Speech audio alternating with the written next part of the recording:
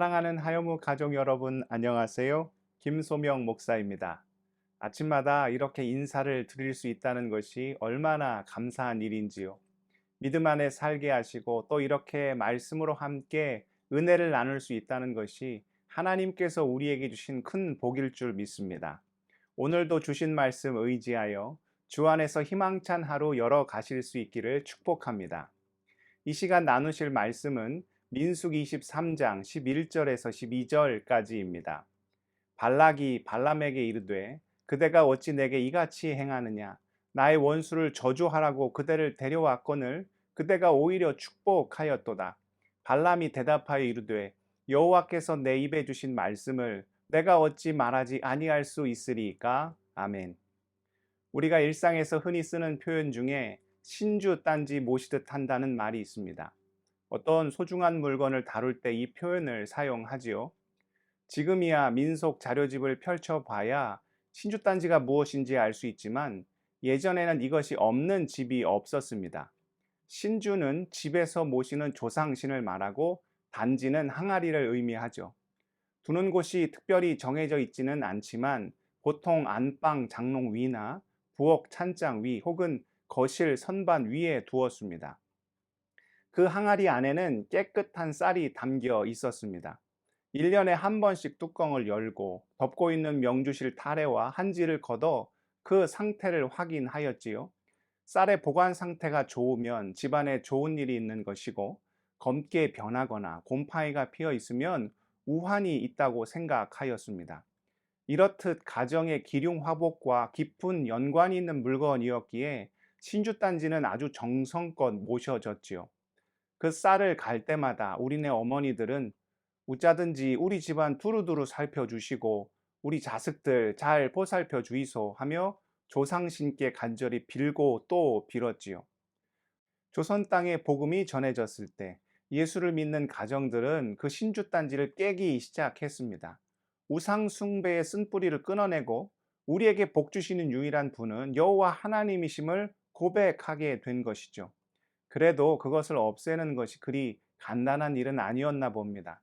오랫동안 품고 있던 안 좋은 습관도 단번에 끊어내기 어려운 것처럼 조상 대대로 모셔온 신주단지를 하루아침에 없애기에는 쉽지 않았겠지요.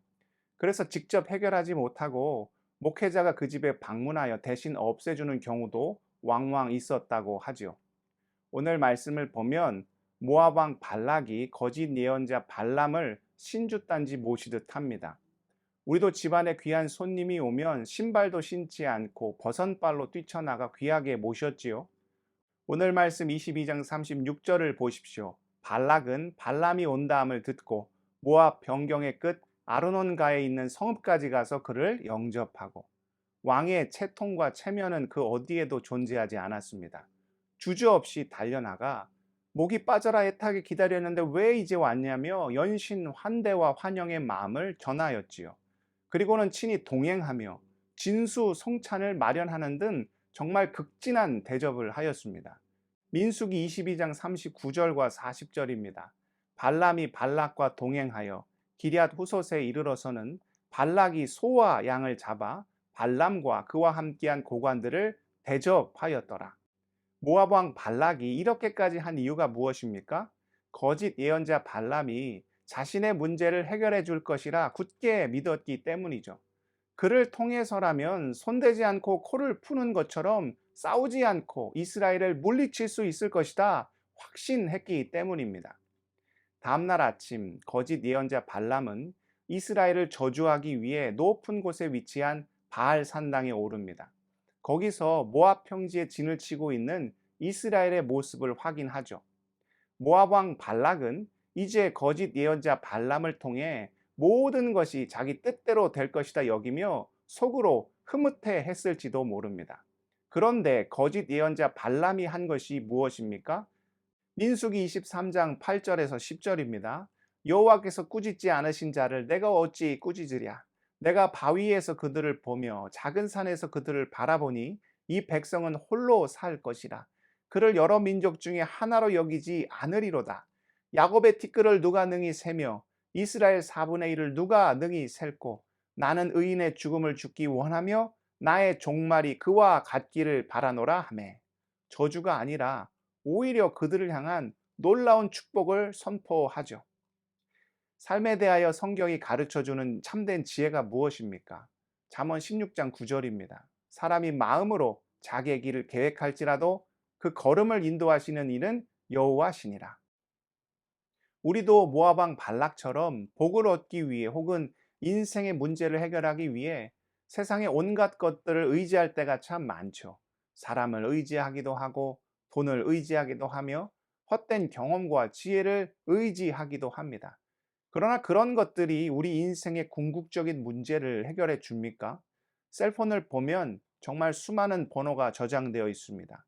그런데 정작 손 떨리고 뒷목 잡을 만한 일이 생겨도 마음 편하게 번호를 눌러 하소연할 사람이 정말 많지 않죠. 누구에게도 털어놓지 못하고 말 못하는 사람 냉가슴 앓듯이 몇 날 며칠을 꾹꾹 참고 누르다가 속병 나서 결국 몸이 힘들어지는 경우가 얼마나 많이 있습니까? 우리 안에 있는 신주단지를 깨야 합니다. 그동안 하나님 외에 의지하고 있던 헛된 모든 마음의 우상을 다 깨 부숴야 하지요. 그것이 오히려 하나님을 향해 나아가는 길을 막을 뿐 결단코 우리 삶의 문제를 해결해 주지 않습니다. 사랑하는 하여묵 가족 여러분, 삶의 해결책을 하나님이 아닌 다른 엉뚱한 곳에서 찾고 있다면 오늘 말씀에 기록된 모압 왕 발락의 모습과 우리가 하등 다르지 않을 수 있지요. 시편 55편 11절입니다. 내 짐을 여호와께 맡기라. 그가 너를 붙드시고 의인의 요동함을 영원히 허락하지 아니하시리로다. 오직 우리의 아버지 되시는 여호와 하나님만을 의지함으로 그 은혜 안에서 날마다 귀하고 복된 인생 사시는 우리 하여묵 모든 지체들 다 될 수 있기를 주님의 이름으로 축복합니다. 기도하겠습니다. 사랑의 하나님, 오늘 아침 이 귀한 말씀 우리 가운데 허락해 주심에 감사드립니다. 우리 안에 혹여 잘못된 헛된 세상의 신주단지를 모시며 하나님을 붙잡지 않고 헛된 우상을 쫓아 살아갈 때 많지 않습니까?